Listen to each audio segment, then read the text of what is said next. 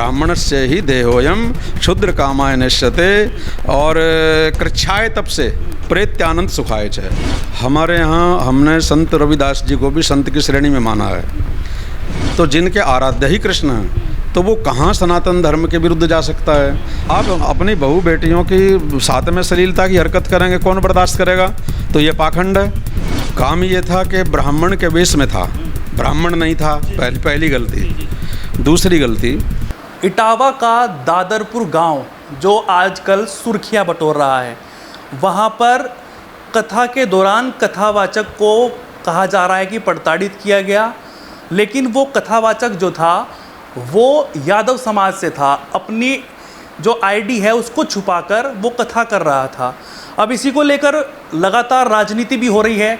अखिलेश यादव उसके पक्ष में हैं, तो योगी आदित्यनाथ कह रहे हैं कि ऐसे लोगों को जो अपनी आईडी छुपाकर, अपनी पूरी अपना पहचान छुपाकर इस तरीके के काम करते हैं, उन पर कार्रवाई होनी चाहिए।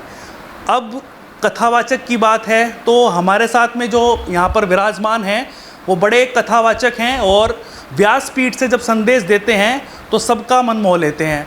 तो हमारे साथ में पंडित याज्ञिक जी महाराज जो जयप्रकाश जी हैं वो हमारे साथ मौजूद हैं, उनसे बातचीत करेंगे और जानने की कोशिश करेंगे क्या कथा सिर्फ ब्राह्मण कर सकते हैं या कथावाचक में ब्राह्मण होना ज़रूरी है कथावाचक बनने के लिए। सीधा इनसे बातचीत करेंगे। बहुत बहुत स्वागत है याज्ञिक जी महाराज आपका चैनल पर। प्रणाम। तो पूरा मुद्दा चला हुआ है, पूरा प्रकरण है, कुछ लोग राजनीति भी कर रहे हैं।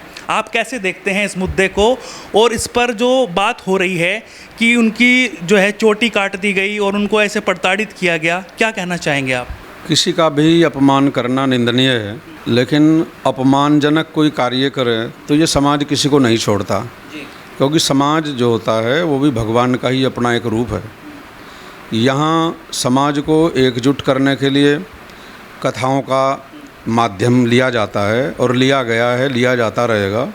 अनादिकाल से सनातन धर्म की एक महत्वता है कि हम सब ये चाहते हैं कि इस भारत माँ के धरती के ऊपर हम सब लोग भगवान के ही भेजे हुए हैं और इसमें कोई निंदा करने की बात नहीं होती। निंदनीय जो कर्म करता है उसकी निंदा स्वतः हो जाती है। वहाँ कोई मुद्दा ये नहीं है कि वो यादव था या वो ब्राह्मण नहीं था। कथा हो, भक्ति हो, प्रेम हो, ज्ञान हो, इसके लिए तो हमारे आप वेद पिछले आप इतिहास देखिएगा। हमारे यहाँ हमने संत रविदास जी को भी संत की श्रेणी में माना है। वो भी गैर ब्राह्मण थे, उनको भी हम प्रणाम करते हैं। उनकी भी अपनी कथाओं में, राम कथाओं में, कृष्ण कथाओं में, भागवत कथाओं में हम उनकी भी चर्चा करते हैं। तो हमें इस बात का नहीं है कि भाई वो ब्राह्मणेतर था। काम ये था कि ब्राह्मण के वेश में था, ब्राह्मण नहीं था। पहली गलती। दूसरी गलती, उन्होंने व्यासपीठ एक बहुत सर्वोच्च पीठ है सनातन धर्म की, उस पर जो बैठता है वहाँ हिंदू मुस्लिम कोई माने नहीं रखता। वहाँ व्यास नारायण का अवतार माना जाता है और नारायण का स्वरूप जो होता है वो समाज को बांटने का काम नहीं करता या समाज के अंदर कोई ऐसी विद्वेष फैलाने का काम नहीं करता। वो किसी के भी इष्ट देवता को बदनाम नहीं करता। और सनातन धर्म की किसी भी चीज़ को मर्यादा में बोलता है जिससे प्रेम बढ़े, एक भाईचारा बढ़े, आपस में तालमेल बने और सबका लक्ष्य एक हो कि हम अपनी भारत माता को किस प्रकार से गौरवान्वित कर सकें। लेकिन याज्ञिक जी, जिस तरह से बातचीत हो रही है, एक तरफ तो कहा जा रहा है कि यादव जो हैं वो कथा कर रहे थे, वहाँ पर उनको प्रताड़ित किया गया, और दूसरा मुद्दा ये बन चुका है कि अभी अखिलेश यादव इस प्रकरण में उतर चुके हैं। वो उन्होंने अपने वहाँ पर अपने घर पे बुलाया उनको और उनसे कहा यहाँ पर कथा करिए, और जो है वो पूरे पक्ष में उनके आ गए हैं कि यादवों के साथ में अत्याचार हो रहा है इस सरकार में। किसी के प्रति अत्याचार नहीं है, ये सब राजनीतिक स्टंट है। उसकी जो भी उसकी प्रताड़ना हुई है उसको इस बात की प्रताड़ना नहीं दी गई कि वो ब्राह्मणेतर होने के बाद कथा कर रहा था।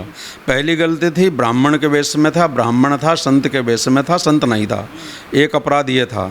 दूसरी बात ये थी कि वहाँ उन्होंने हमारे आराध्य की कुछ निंदा भी की है, जहाँ तक मैंने सुना है। उससे रोका गया, उससे नहीं माना। तीसरी गलती, उन्होंने वहाँ चारित्रिक भी दोष पाया गया उसके अंदर। उन्होंने किसी महिला के साथ भी अश्लील हरकत की है, तो उसको दंड उस कारण मिला है, न कि कथा के कारण।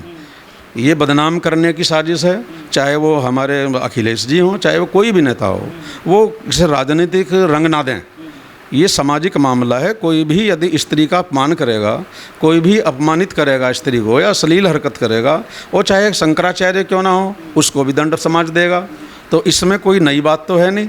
तो इसको राजनीतिक रंग ना दिया जाए, इससे विद्वेष ना फैलाया जाए, सत्ता के लिए इन सब चीज़ों को प्रयोग ना किया जाए। आपको सत्ता की चाहिए तो सत्ता के लिए संघर्ष कीजिए, आप ये सब चीज़ मत कीजिए।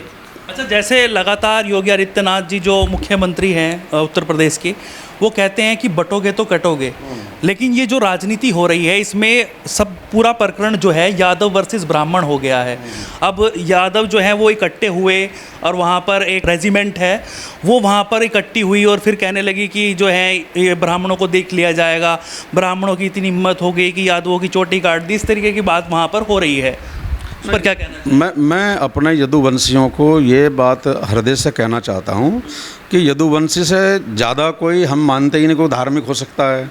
यदुवंशी प्योर सनातनी है, भगवान कृष्ण यदुवंशी हैं, तो जिनके आराध्य ही कृष्ण हैं, तो वो कहाँ सनातन धर्म के विरुद्ध जा सकता है?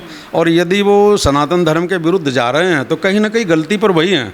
उनको समझना चाहिए कि ये इस प्रकार का विद्वेष ना फैलाएं।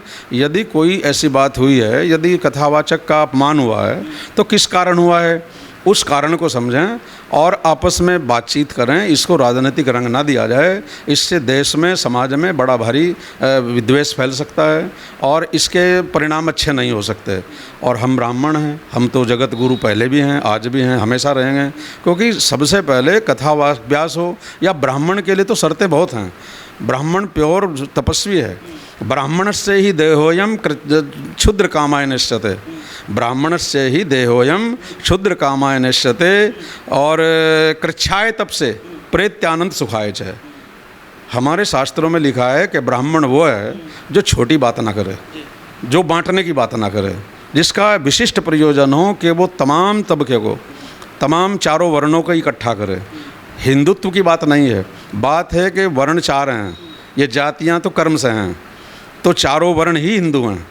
इन चारों वर्णों में कोई भेद नहीं है, चारों के काम अलग अलग हैं और हम नहीं बताते। मनुस्मृति के उसमें ही लिखा है, वेदों में लिखा है। ब्राह्मण महाराज जी, जब वर्ण है और वर्ण के हिसाब से जब वहाँ पर यादव जो हैं वो कथा कर रहे थे, तो क्या यादव कथा नहीं कर सकते या फिर गुर्जर कथा नहीं कर सकते या फिर तमाम जातियाँ जो हैं ब्राह्मण से हटके क्या वो कथा नहीं कर सकते? बिल्कुल कथा करिए, कथा करने में कोई रुकावट नहीं है। कथा करने में किसी को कभी कोई रुकावट नहीं मिली। कथा करिए, लेकिन चरित्र को संभालिए। जिसका चरित्र ऊंचा होगा वही तो चरित्र की ऊंची बात करेगा। एक इतनी सर्वोच्च पीठ पर बैठकर यदि कोई अनैतिक कर्म करेगा, विद्वेष फैलाने का काम करेगा या कोई हमारी नारी जाति के सम्मान को ठेस पहुंचाएगा, तो चाहे वो ब्राह्मण क्यों ना हो, शंकराचार्य क्यों ना हो, वो अपमानित होगा, समाज से अपमानित होगा। तो इस बात को समझना होगा। वहाँ कथा कर रहे थे यादव, इस बात पर कोई भेद नहीं है। उस यादव ने, उस कथावाचक ने जो अश्लील हरकत की है, वहाँ से विद्वेष हुआ है।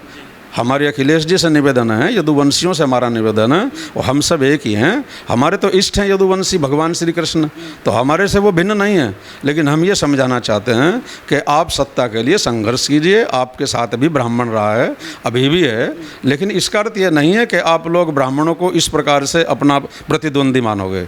अच्छा, जैसे तमाम जो संगठन होते हैं उनमें अलग अलग जो कोई भी किसी का कोई भी व्यवसाय हो या कुछ भी हो, उसमें अलग अलग फर्म होती हैं, अलग अलग जो है संगठन होते हैं। तो कथावाचक जो है उनका भी कोई संगठन है?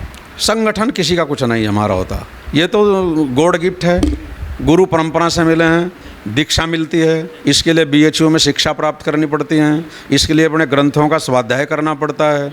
ग्रंथों को समझने के लिए हमें सुबह ब्रह्म मुहूर्त में जागना पड़ता है, सुबह स्नान करना पड़ता है, गायत्री का जप करना पड़ता है। हमारे संस्कार यज्ञोपवीत संस्कार होते हैं, तो हमको एक चर्या में रहना पड़ता है। हमारी दिनचर्या निश्चित है, रात्रिचर्या हमारी निश्चित है, हमारा भोजन निश्चित है। तो जब तक हम अपने को पवित्र नहीं रखेंगे तब तक ग्रंथ समझ में नहीं आ सकता, और बिना गुरु की सानिध्य में बैठकर समझ में नहीं आ सकता। करता। तो ये तो गुरु परंपरा से, देखो हमारी भागवत का प्रचार मैंने पहले भी कई बार आपके चैनल पर बात की है, और मैं आपके चैनल को धन्यवाद भी देना चाहता हूँ कि आप मेरी बात को जन तक पहुँचाते हो। इसके लिए मैं आभार व्यक्त करता हूँ आपके लिए।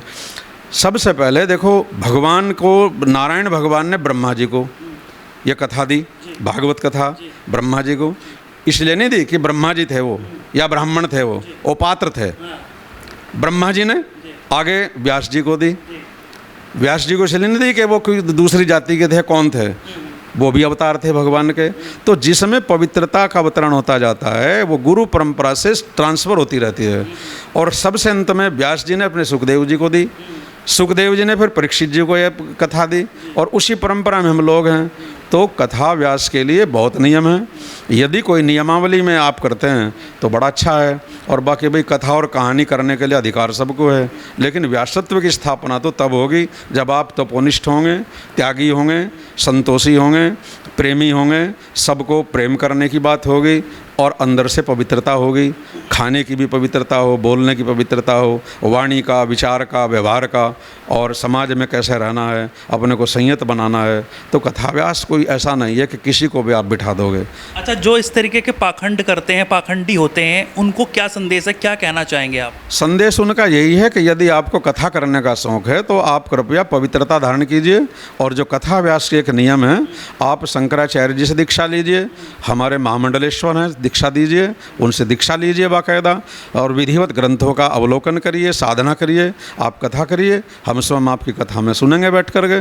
और व्यवसाय ना बनाएं। हाँ, व्यवसाय ना बनाएं। दूसरी बात, अभी हमारे आचार्य प्रमोद कृष्णम है, कलंकी पीठ वाले, उन्होंने इतना बढ़िया संदेश दिया है, मैं तो गदगद हो गया उनकी वाणी पर। उन्होंने कहा है कि भाई कथा करने की कोई मनाही है, आप कलंकी धाम में आइए, हम सब कथा सुनेंगे, लेकिन कथा की पात्रता होती है, कथा की पवित्रता होती है। आप अपनी बहू बेटियों की साथ में श्लीलता की हरकत करेंगे, कौन बर्दाश्त करेगा? तो ये पाखंड है। तो इस पाखंड के विरोध में यदि आप राजनीति करेंगे तो कहीं ना कहीं राजनीति करने वाले भी कलंकित होंगे, क्योंकि जनता सब जानती है, जनता को सब पता है कि कौन किस लिए क्यों खड़ा है। तो मेरा निवेदन यही है कि इस पर राजनीति ना हो, और यदि कहीं कोई परेशानी है तो उसकी इंक्वायरी हो, सरकार इसमें अपना काम करे, कानून के दायरे में जो भी आता है उसके लिए दंडनीय जो भी बनता हो उसको दंड दिया जाए, ताकि ये आगे विद्वेष का कारण ना बने।